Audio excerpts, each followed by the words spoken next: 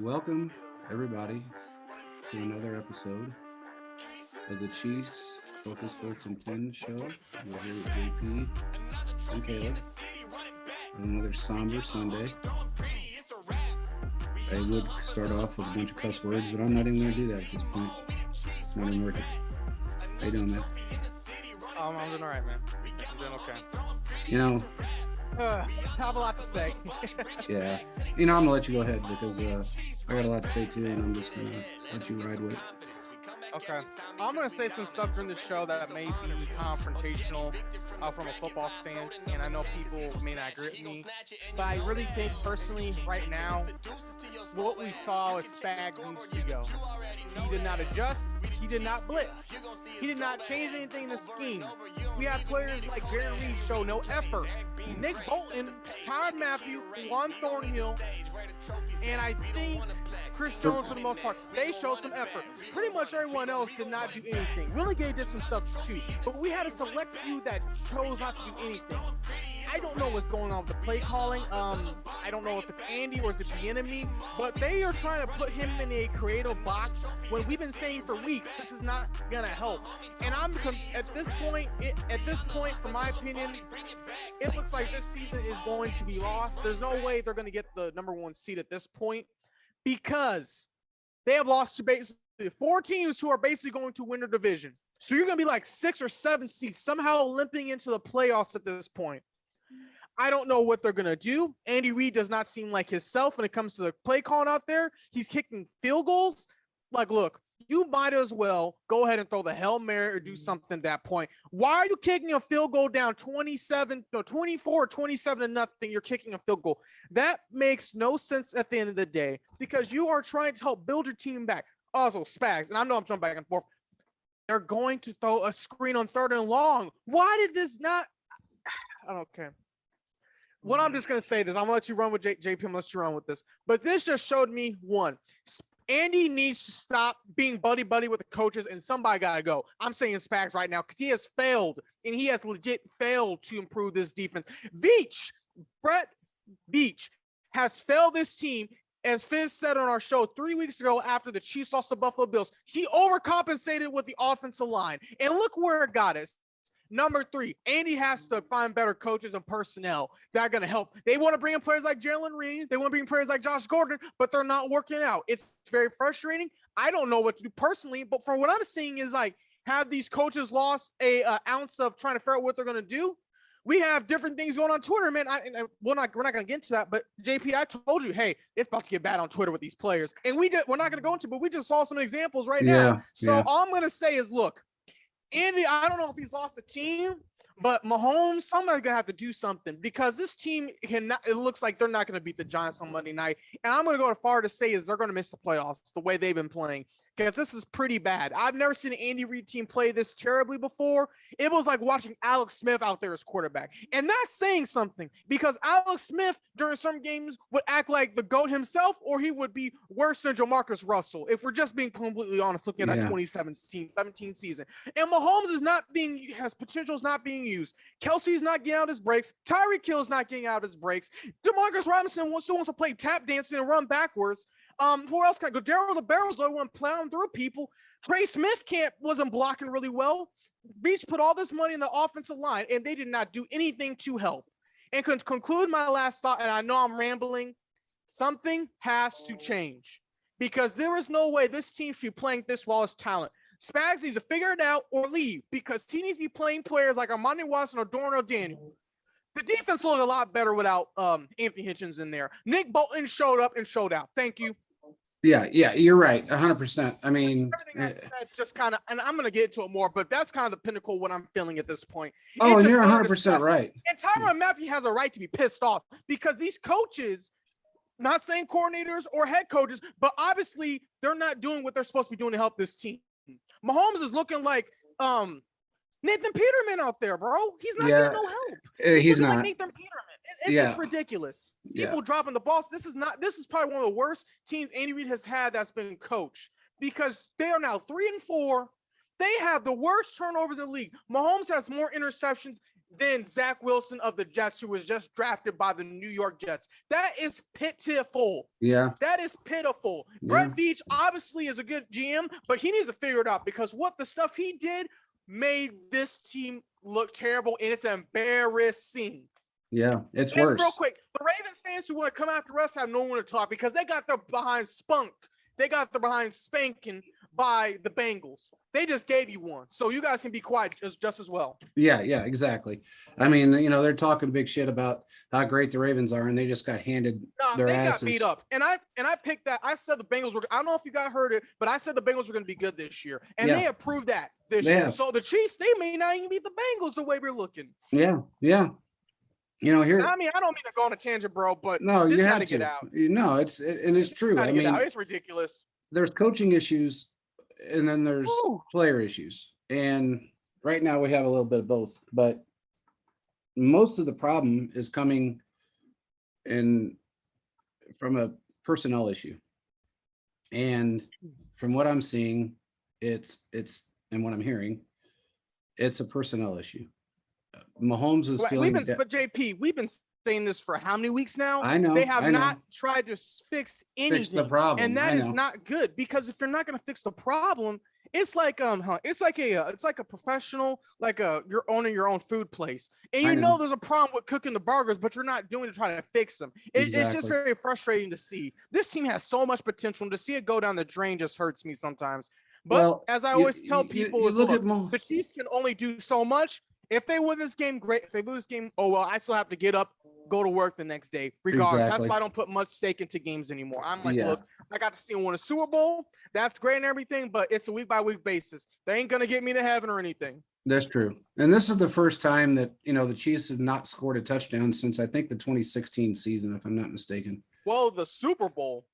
In the Super Bowl. I'm talking about regular season. Yeah. Oh, and in the Mahomes era, they haven't had a teams or a game it must have been the 2017 season, because they haven't had a regular season game they haven't scored a touchdown in. But here, it's quite obvious that there is a personnel issue, and I've heard this week in and week out, and I've told you this, and I don't care. On the show several times. Yeah, and now I'm to the point where I don't care who gets pissed and who doesn't. There's an issue with a coach. A couple of coaches. I'm not gonna get into names, but there is some issues with a couple of coaches, defensive mainly, and they have caused problems for players. And from what I understand, one of them is finally done, and thank God he is. It has caused turmoil within the locker room, within the defensive room. It's caused the brotherhood to not be so much of a brotherhood. Mahomes' issues are stemming from. Look, I had a little bit of a back and forth with a fan today that I think kind of maybe have understood what I was talking about. I said, the defense is playing like total trash. And when they're playing as bad as they are, how do you expect the offense to react? Any offense is going to react the same way. They're in a hurry up, we got to score type of mentality, and they're overcompensating. It is what it is. And now I think it's a little different than the 2018 season, because we had different weapons.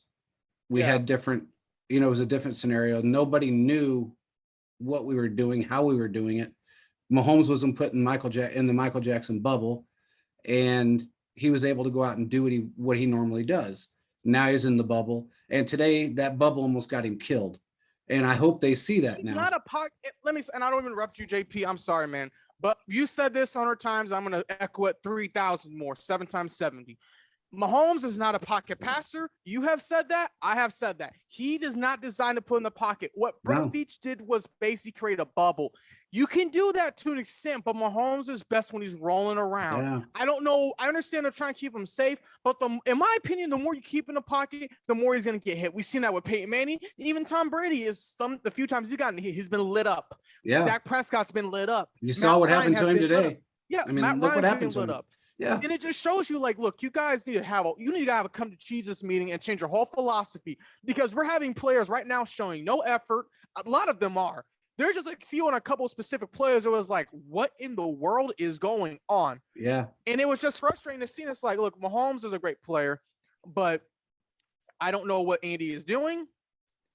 I don't know if it's compromising his ability to I don't know if it's him, and I don't know if it's specific. I don't know if it's him or Bieniemy doing the calls, but they need to figure. It's not okay. Well, then one of them, whoever has the endpoint, needs to go ahead and try to figure out a way to change up the play calling. And I think I said that earlier when I was going on my tangent. But what we're looking at the end of the day is this: talent is being wasted. Mahomes' prime is being wasted. This is turning into the early 2000s, late 2010s, and early 2010s Colts, where they have a good year, and in some years that the defense can't stop anything. The special teams isn't doing great. The famous Dave Toub special teams has been nowhere to be seen this season. We've seen fumbles. We have seen holding calls. I mean, offensive line, though, dude. I mean, it just shows you time after time after time. This team lacks discipline. I think this is one of Andy's worst teams so far when it comes to discipline. They have all the talent in the world, but nothing is getting done. Well, I think a lot of it, and again, Andy has always been that guy that lets his coaches coach. And right now, I think I told you off air that he is in a position that he almost has to let his coaches coach for his own sake. And it's not working out in his favor. As you've noticed, Andy's not animated on the sidelines. It's select times he's animated. At select times, but he's not his normal animated self. He's not getting upset. He's keeping himself very calm. There's a reason behind that. I'm not going to get into that, but there's a reason why he's doing that.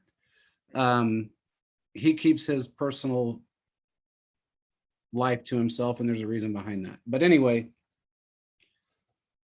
I mean, I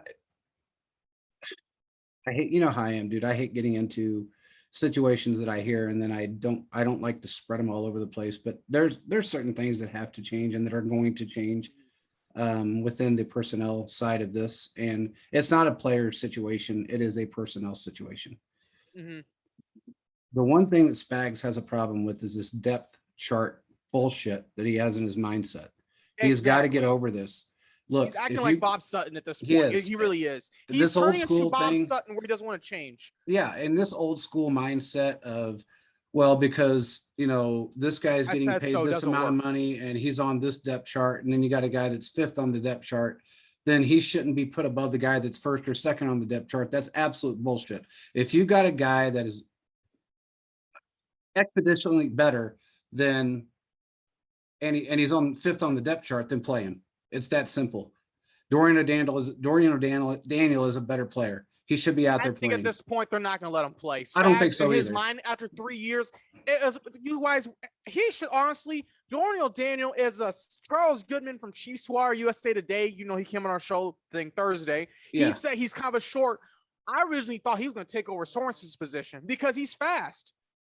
I don't know why this man is still continuing to play special teams time in and time out. Why aren't you letting Armani Watts come in? I mean, you're wasting. Armani's a beast. I don't know why they don't let him play. Well, it just makes no sense why they're having these guys play basically special teams. It's like, look, you need to figure it out or something, because you're losing the fan base. The players, I have a feeling that it's going to get pretty bad pretty soon. Looking at this week, we've already seen some blows on Twitter. I would not be surprised if there's any more. Tyrann Mathieu out there with a hurt finger. A hurt thumb, actually, as we saw what he said. And Ward was out there hurt today, and he still made some great plays. And Ward, they exactly. And they're doing some things, but it's just like, enough is enough. Something. It's funny because the left side, if you look at it in your, from if you're looking at the left side cornerback wise, is with the exception of Snead on the right side, the left side is a hell of a lot better. And I'm sorry, but Mike Hughes is not the answer out there. Well, I think they're not letting Baker play because his injury from last year, but I don't know, man. At this point, well, if it was me, positive. I have to. If it was me, I'd be figuring out a way of getting Breezy back here. And I know of another. I know there's a reason why. Look, there is a reason why they kept that spot open on the 53-man roster, and it's not what somebody said on one of these other guys, these national guys, and the know-it-alls on Twitter said. There's a reason why they kept that 53-man or that 53 third spot open, I should say. So you're saying they're going to trade someone? There's going to be a player coming in, and I hope. And I believe that that's going to help, and it's going to be on the defensive side. If it ain't Jesus, I don't know how it's going to help him at this point. Well, I think it's going to help to a degree, but remember, the AFC right now is wide open. If they can make some changes, anything can happen. Anything can happen. That's true. But